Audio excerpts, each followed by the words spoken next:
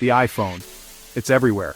From bustling city streets to quiet suburban homes, you can't escape its presence. We love them, we hate them, we break them, we replace them. They are our lifelines, our distractions, our tools, and sometimes our burdens. But one thing's for sure, we can't seem to live without them. They have woven themselves into the very fabric of our daily routines. These sleek devices have become a global phenomenon, infiltrating every aspect of our lives. From the boardrooms of corporate giants to the classrooms of young students, the iPhone is omnipresent.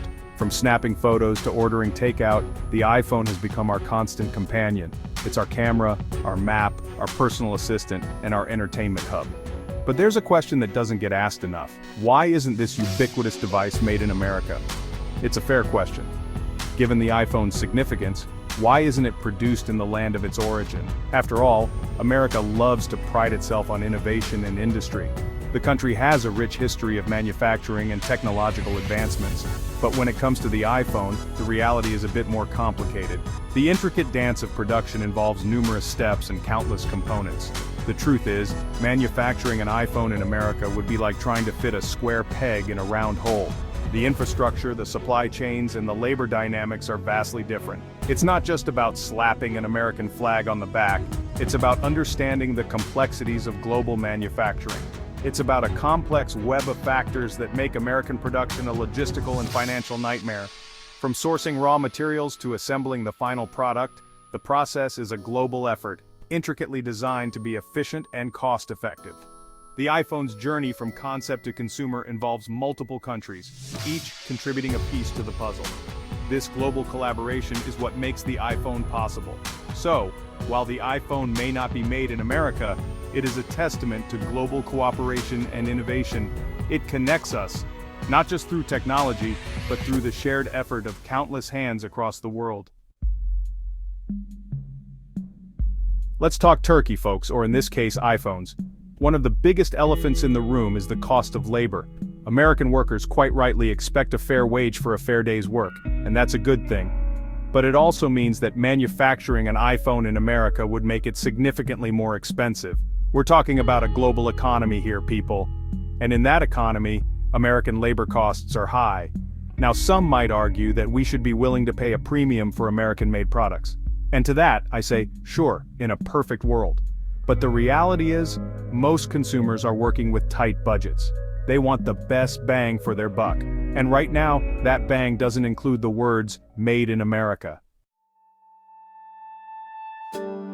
But hey, it's not just about the workers, right? America's got other costs too.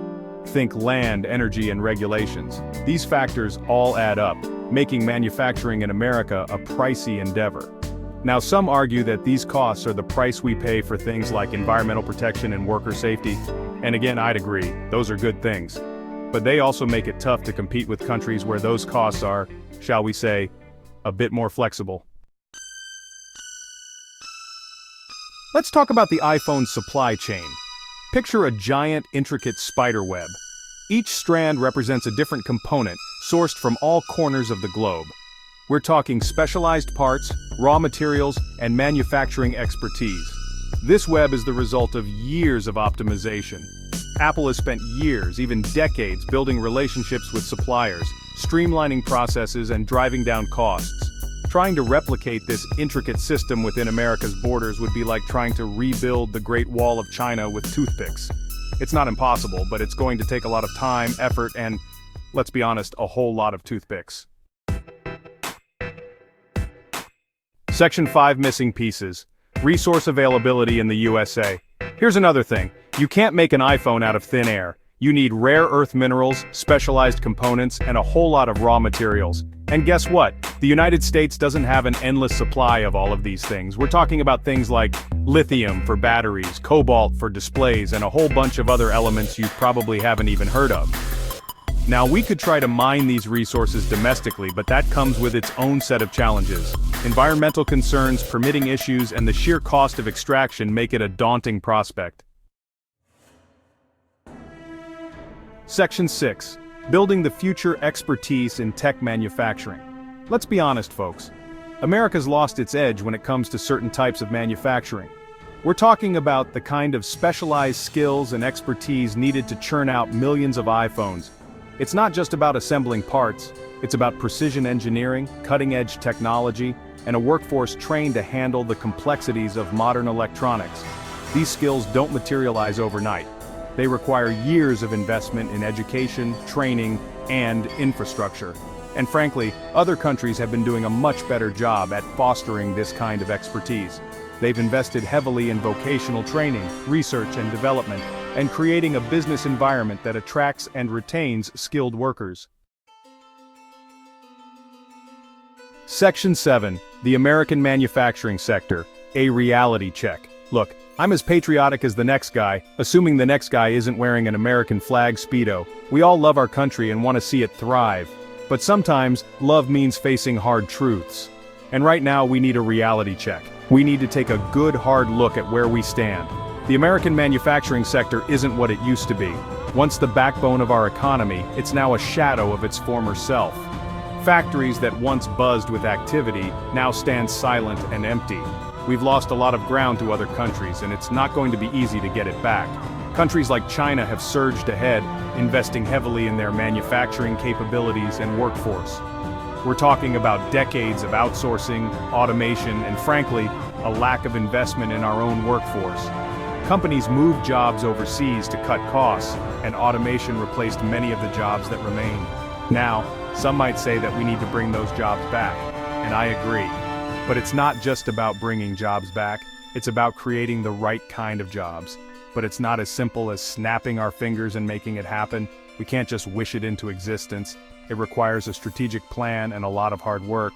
It's going to require a concerted effort from both the government and the private sector to rebuild our manufacturing base, invest in new technologies, and train the next generation of skilled workers. We need policies that encourage innovation and investment in our own backyard. We need educational programs that prepare our youth for the high-tech manufacturing jobs of the future. And we need to support our existing workforce with the training and resources they need to adapt to new technologies and methods. Only then can we hope to reclaim our position as a global manufacturing leader. Section 8. The iPhone's ripple effect implications for the American economy. So, what does all this mean for the American economy? Well, the short answer is, it's complicated. On the one hand, not manufacturing iPhones here means we're missing out on potential jobs and economic activity. That's money that's flowing out of our country and into the coffers of other nations. On the other hand, the iPhone's global supply chain has created a complex web of interconnected businesses, with American companies supplying components, software, and services. So, while the final assembly might happen elsewhere, there are still American jobs and economic benefits tied to the iPhone's existence. Section 9. Jobs, Skills, and the Future. The impact on the American workforce. The landscape of employment in America is undergoing a seismic shift, driven by technological advancements and globalization. Here's the bottom line, folks. The way we work, the skills we need, and the jobs available are all changing at an unprecedented pace. The iPhone's globalized production model has real implications for American workers.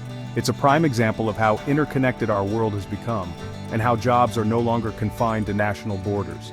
It highlights the need for us to adapt, to develop new skills, and to embrace lifelong learning. The jobs of tomorrow will require a different set of skills than those of today. And to prepare for a future where manufacturing jobs might look very different from what they used to be. Automation and artificial intelligence are transforming industries, making some jobs obsolete while creating new opportunities in others. We need to be investing in education, particularly in STEM fields. Science, technology, engineering, and mathematics are the cornerstones of innovation and economic growth. We need to be providing workers with the training and resources they need to thrive in a rapidly changing job market. This means not only technical skills, but also soft skills like critical thinking, problem solving, and adaptability. And we need to be having honest conversations about the future of work. What will the job market look like in 10, 20, or 30 years? How can we ensure that everyone has the opportunity to succeed? And what it means for the American dream. The promise of opportunity and upward mobility is at the heart of our national identity. Because the reality is, the world isn't waiting for us to catch up. Other countries are investing heavily in education and technology, positioning themselves as leaders in the global economy. It's moving on, with or without us. We must decide whether we want to lead or lag behind. And it's time for us to decide whether we're going to be players in the global economy. Are we going to innovate, compete, and thrive, or spectators on the sidelines? The choice is ours, and the time to act is now. Let's invest in our future, equip our workforce with the skills they need, and ensure that the American dream remains within reach for all.